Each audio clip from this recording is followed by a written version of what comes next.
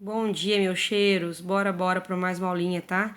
Essa é a aula 1.4, a última aula da unidade 4, ainda sobre sistema urinário, ok? Vai ser muito breve, tá? Mas como, apesar de vocês serem alunos novos meus, a grande maioria, mas quando eu repito muito uma coisa, são coisas que eu cobro, tá ok? E uma dica, vão anotando tudo, tá? Vão anotando e não deixe de fazer a pré-aula e pós-aula, ok, gente? Não se percam por conta do coronavírus com atenção ao portal. Então, repetindo, anotem as coisas, tá?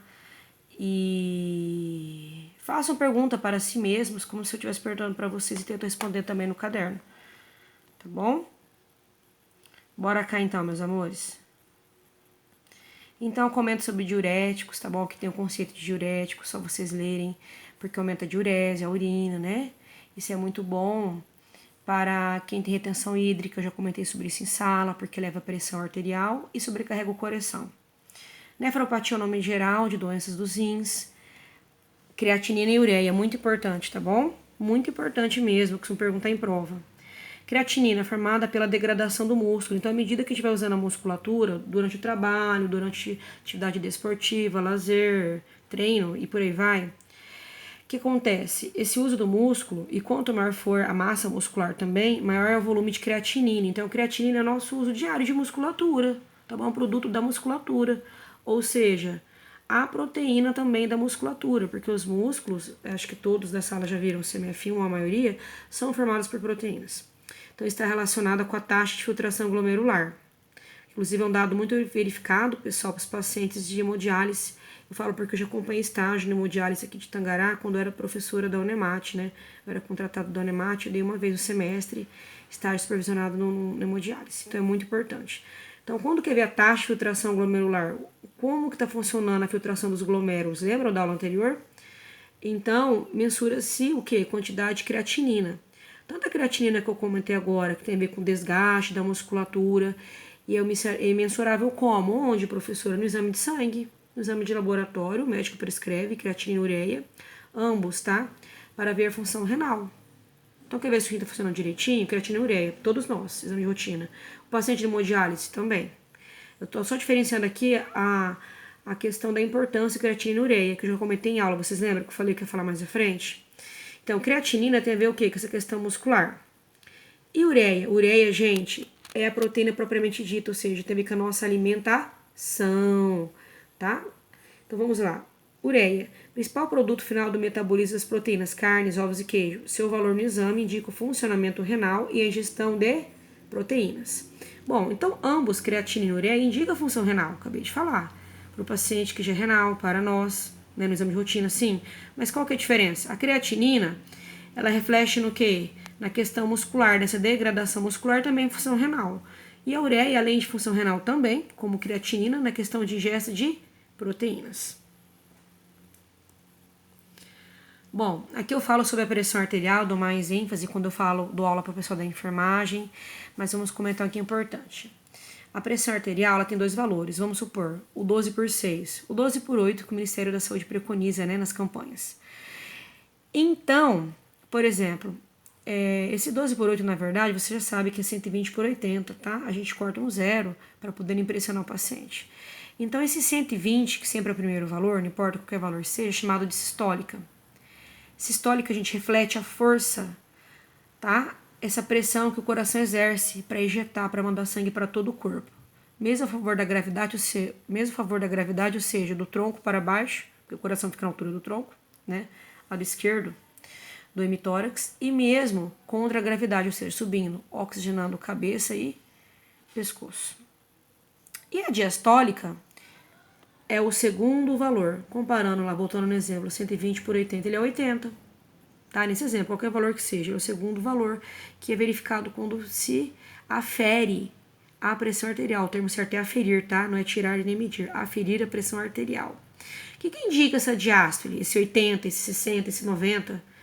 Indica o quê? É uma tensão que a parede das artérias sofrem à medida que o sangue vai circulando. Então, o sangue sai do coração, vai passar por todo o corpo, a favor da gravidade contra, ou seja, vai descer ou vai subir? Sim, ok. Levando oxigênio, glicose, hormônios e retirando, né, os detritos, né? Já comentei isso em sala, lembra os lixos, né, do corpo, das reações. Então, isso vai o quê? Ele sai com alta pressão do coração. E essas artérias sentem essa pressão. Então, gera uma tensão, ok? Próximo. Aqui, então, gente, olha os perigos, né? Quando a pressão está elevada, ou seja, hipertensão arterial, não é isso? Hipertensão arterial. Paciente hipertenso, que pode acontecer? Um acidente vascular encefálico, que são os antigos derrames, tá? Aí fala, né, quais são as classificações hemorrágicas. Qual que é hemorrágica? É essa aqui, ó, quando rompe um vaso, né? Rompeu, então ocorre uma hemorragia, olha aqui, a parte onde vai ter sangue, tá bom? Ou isquêmico, por quê? Porque houve algum trombo, alguma coisa que obstruiu a passagem desse sangue, então ali faltou oxigênio. Próximo. Também essa pressão alta, ela leva o quê? Insuficiência cardíaca, o coração vai ficando o quê? No paciente hipertenso que não se cuida, o que acontece?